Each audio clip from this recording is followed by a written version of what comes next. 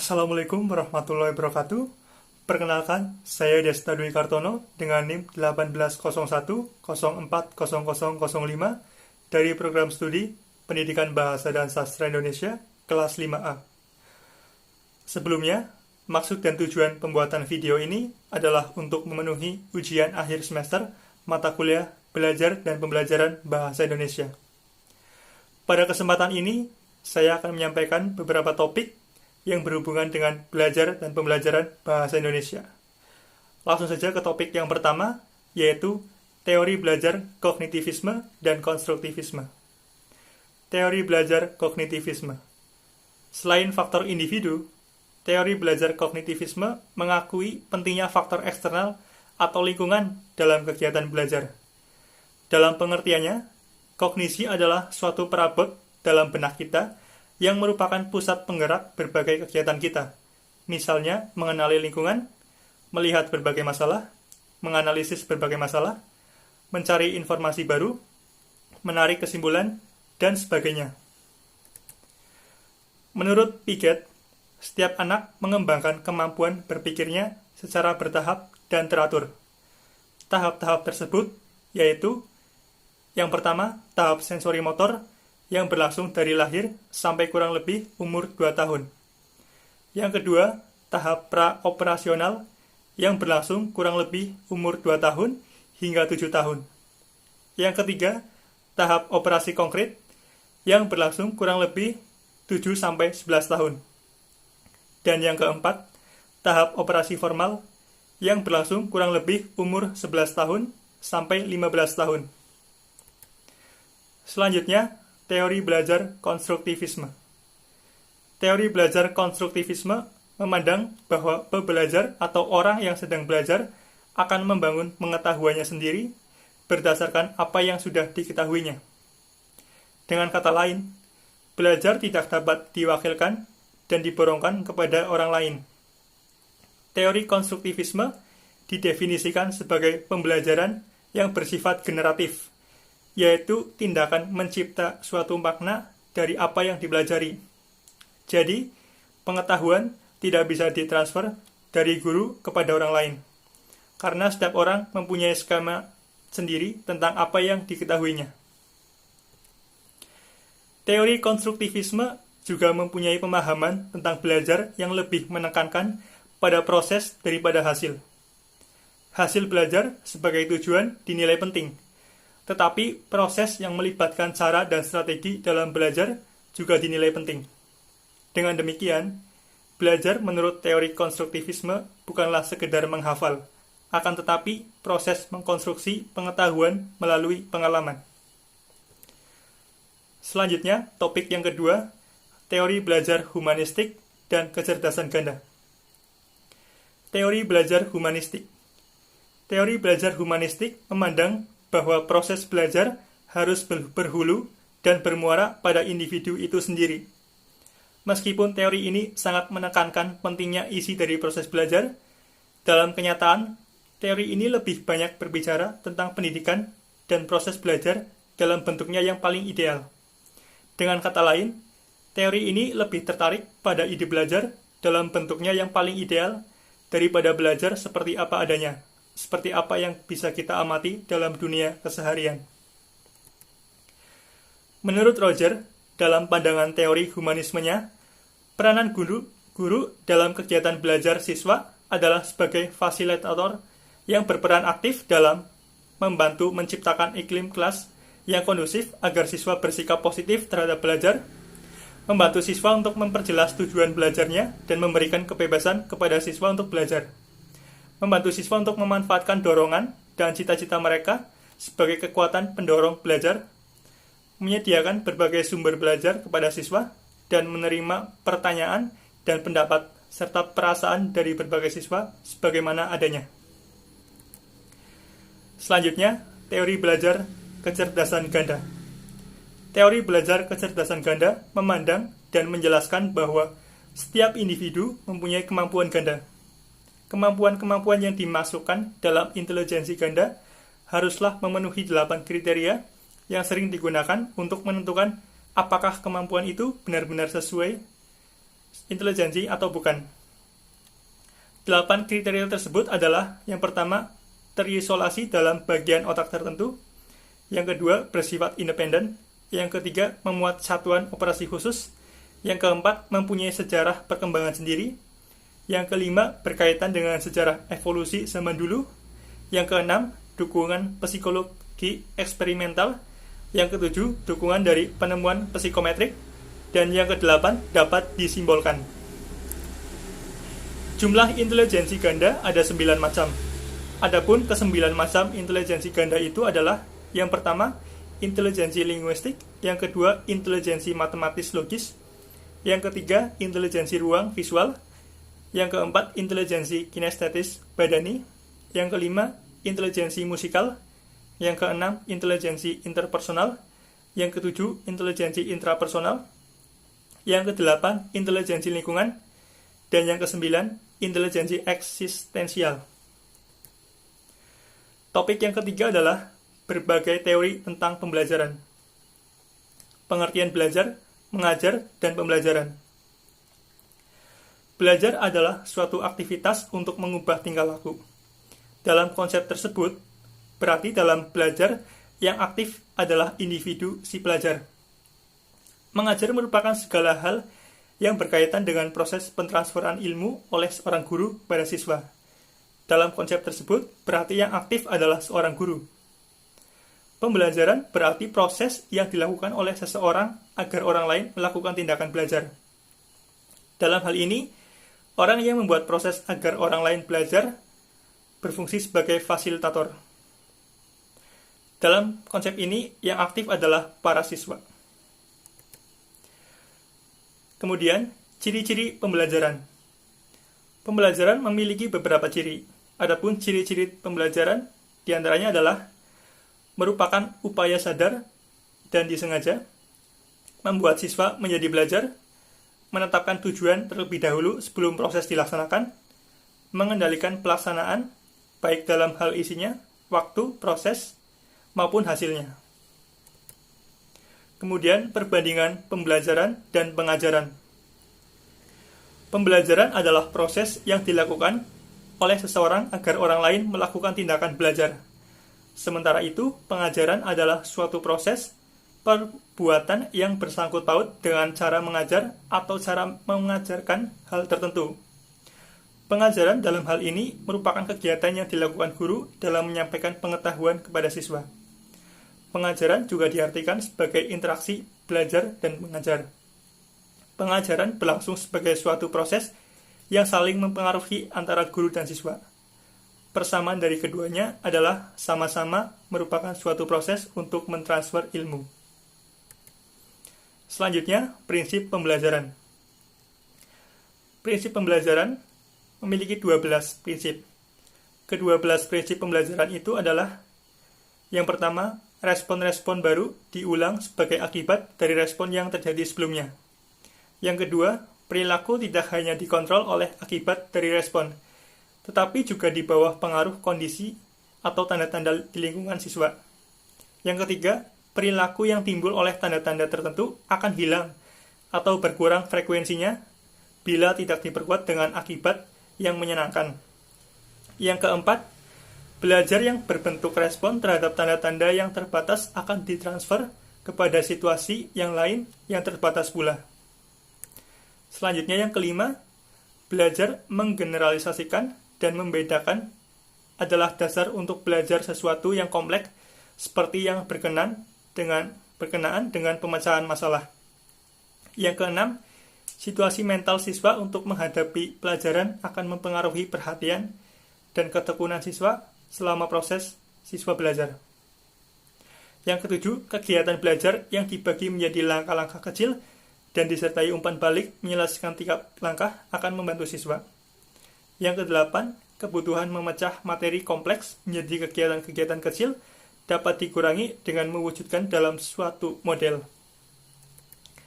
Selanjutnya yang kesembilan, keterampilan tingkat tinggi atau kompleks terbentuk dari keterampilan dasar yang lebih sederhana. Yang ke-10, belajar akan lebih cepat, efisien, dan menyenangkan bila siswa diberi informasi tentang kualitas penampilannya dan cara meningkatkannya. Yang ke-11, perkembangan dan kecepatan belajar siswa sangat bervariasi. Ada yang maju dengan cepat, ada yang lambat. Yang ke-12, dengan persiapan, siswa dapat mengembangkan kemampuan mengorganisasikan kegiatan belajarnya sendiri dan menimbulkan umpan balik bagi dirinya untuk membuat respon yang benar. Selanjutnya, tujuan pembelajaran bahasa. Tujuan pembelajaran bahasa secara umum adalah menerampilkan siswa dalam menggunakan bahasa, baik untuk keterampilan menyimak, berbicara, membaca, maupun menulis. Tujuan tersebut mengisyaratkan kepada para pengajar atau pembelajar untuk mengarahkan kegiatan belajar di kelas dalam bentuk kegiatan berbahasa. Dengan kata lain, kegiatan belajar bahasa merupakan kegiatan menggunakan kaidah bahasa, sasaran sesuai dengan konteks pemakainya. Kemudian topik yang keempat, pengertian dan fungsi umum bahasa. Pengertian bahasa. Pengertian bahasa sangat beraneka ragam, bergantung kepada teori apa yang dipakai. Setiap teori mempunyai definisi yang berbeda antara yang satu dengan yang lain. Menurut teori struktural, bahasa dapat didefinisikan sebagai suatu sistem tanda yang bersifat arbitrer dan konvensional. Berdasarkan pengertian bahasa tersebut, maka hanya yang berupa ujaran yang dapat disebut bahasa. Menurut teori tersebut, dapat disimpulkan bahwa bahasa adalah suatu sistem tanda yang dihasilkan oleh alat ucap manusia yang bersifat arbiter dan konvensional. Kemudian, fungsi umum bahasa. Secara umum, fungsi bahasa adalah sebagai alat komunikasi, alat pengungkap rasa, dan alat pengungkap pikiran. Dapat dikatakan juga bahwa fungsi umum bahasa adalah sebagai alat komunikasi sosial. Jadi, untuk keperluan berkomunikasi antar masyarakat, diperlukan bahasa sebagai medianya. Dengan demikian, setiap masyarakat dipastikan memiliki dan menggunakan alat komunikasi sosial tersebut. Selanjutnya, topik yang kelima, fungsi khusus bahasa. Selain mempunyai fungsi secara umum, bahasa juga mempunyai fungsi secara khusus. Jacobson membagi fungsi bahasa atas 6 macam, yakni fungsi emotif, kognitif, referensial, poetik, fatik, dan metalingual. Seperti kita ketahui bahwa bahasa memiliki 6 aspek, yaitu aspek addresser, konteks, message, kontak, kode, dan address. Apabila tumpuannya pada si penutur, maka fungsi bahasanya adalah emotif. Apabila tumpuannya pembicaraan pada konteks, maka fungsi bahasanya referensial. Selanjutnya, apabila tumpuan pembicaraan pada amanat, maka fungsi bahasanya poetik. Apabila tumpuan pembicaraan pada kontak, maka fungsi bahasanya fatik. Apabila tumpuan pembicaraan pada kode, maka fungsi bahasanya metalingual. Apabila tumpuan pembicaraan pada lawan bicara, maka fungsi bahasanya kognitif. Selanjutnya, fungsi emotif misalnya apabila kita mengungkapkan rasa sedih, gembira, dan sebagainya. Jika kita membicarakan suatu permasalahan dengan topik tertentu, maka hal tersebut tercakup di dalam fungsi referensial. Jika kita menyampaikan suatu amanat atau pesan tertentu, fungsi bahasa yang terlibat adalah fungsi poetik.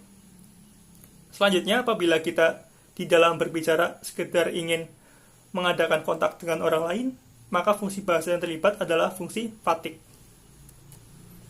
Selanjutnya, apabila kita berbicara masalah bahasa dengan menggunakan bahasa tertentu, maka fungsi bahasa di situ adalah metalingual. Selanjutnya, apabila kita berbicara atau berbahasa dengan tumpuan pada lawan tutur, misalnya agar orang yang kita ajak bicara tidak tersinggung atau agar lawan bicara kita senang, maka fungsi bahasa tersebut adalah kognitif. Selanjutnya, topik yang keenam, strategi pemerolehan bahasa. Pemerolehan bahasa adalah suatu proses yang dialami oleh seorang anak untuk mendapatkan bahasa pertama atau bahasa ibu. Pemerolehan bahasa dapat dikatakan terjadi secara alamiah dan dapat berlangsung tanpa sistem yang jelas. Dalam hal ini, terdapat 3 teori yang berkaitan dengan pemerolehan bahasa. Di antaranya yaitu teori behavioristik, teori mentalistik, dan teori kognitif. Teori behavioristik adalah teori yang menyatakan bahwa bahasa pertama anak itu diperoleh karena adanya faktor latihan yang terus-menerus. Teori mentalistik atau rasionalis adalah teori yang menyatakan bahwa bahasa pertama anak itu diperoleh karena adanya faktor keturunan dari orang tuanya. Sedangkan teori kognitif berpendapat bahwa kaidah generatif yang dikemukakan oleh kaum mentalis sangat abstrak, formal, dan eksplisit, serta sangat logis. Teori kognitif menekankan hasil kerja mental, yakni hasil kerja yang non-behavioris. Selanjutnya, dalam pemerolehan bahasa, ada beberapa strategi yang dapat digunakan anak untuk mendapatkan bahasa. Strategi yang sering dilakukan oleh orang anak adalah mengingat, meniru, mengalami langsung, dan bermain. Selanjutnya, topik yang ketujuh yaitu faktor-faktor pemerolehan bahasa. Terdapat beberapa faktor yang dapat mempengaruhi seseorang dalam pemerolehan bahasa. Adapun faktor-faktor tersebut antara lain faktor biologis, faktor lingkungan sosial, faktor intelijensi, dan faktor motivasi.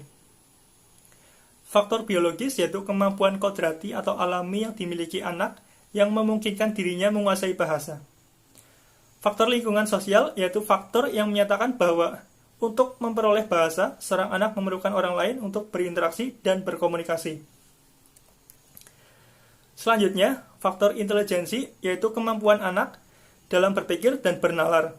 Faktor yang keempat adalah faktor motivasi, yaitu suatu dorongan yang menyebabkan seseorang memiliki keinginan kuat untuk memperoleh bahasa. Sumber motivasi itu ada dua, yaitu dari dalam dan dari luar diri anak. Yang kedelapan, teknik pembelajaran bahasa. Ada beberapa teknik pembelajaran bahasa. Di antaranya yaitu teknik pembelajaran langsung, teknik pembelajaran cooperative learning, teknik pembelajaran problem solving, teknik pembelajaran mengulang, dan teknik pembelajaran elaborasi, dan teknik pembelajaran organisasi. Teknik pembelajaran langsung adalah pembelajaran yang dilaksanakan dengan cara guru menyampaikan materi pembelajaran secara langsung kepada siswa. Teknik pembelajaran cooperative learning adalah teknik pembelajaran yang menekankan kepada kerjasama dan dalam suatu kelompok yang biasanya terdiri dari 3-5 orang siswa untuk mempelajari suatu materi akademik yang spesifik sampai tuntas. Teknik pembelajaran problem solving adalah teknik mengajar yang dalam pelaksanaannya guru menggunakan cara pemecahan masalah sebagai suatu tindakan aplikatif. Teknik pembelajaran mengulang merupakan teknik pembelajaran sederhana yang digunakan untuk sekedar membaca ulang materi tertentu dengan tujuan menghafal. Selanjutnya, teknik pembelajaran elaborasi adalah proses penambahan rincian sehingga informasi baru akan menjadi lebih bermakna. Dengan teknik elaborasi, pengkodean lebih mudah dilakukan dan lebih memberikan kepastian. Teknik pembelajaran organisasi adalah langkah-langkah operasional yang dilakukan oleh guru untuk membantu pelaku belajar meningkatkan kebermaknaan bahan-bahan baru dengan struktur pengorganisasian yang baru. Topik yang ke-9 atau yang terakhir adalah pendekatan, metode, strategi, dan model. Pendekatan. Dalam pembelajaran bahasa Indonesia ada beberapa pendekatan. Di antaranya yaitu pendekatan komunikatif, pendekatan integratif, pendekatan cara belajar siswa aktif atau CBSA, pendekatan kooperatif, pendekatan tujuan, pendekatan struktural, dan pendekatan konstekstual. Pendekatan komunikatif merupakan pendekatan yang mengarahkan pembelajaran bahasa pada tujuan pembelajaran yang mementingkan fungsi bahasa sebagai alat komunikasi. Pendekatan integratif merupakan pendekatan pembelajaran bahasa yang dalam pelaksanaannya memadukan berbagai keterampilan berbahasa seperti menyimak, berbicara, membaca, dan menulis. Pendekatan cara belajar siswa aktif merupakan pendekatan dalam pembelajaran bahasa yang berfokus keaktifan siswa dalam mempelajari suatu materi.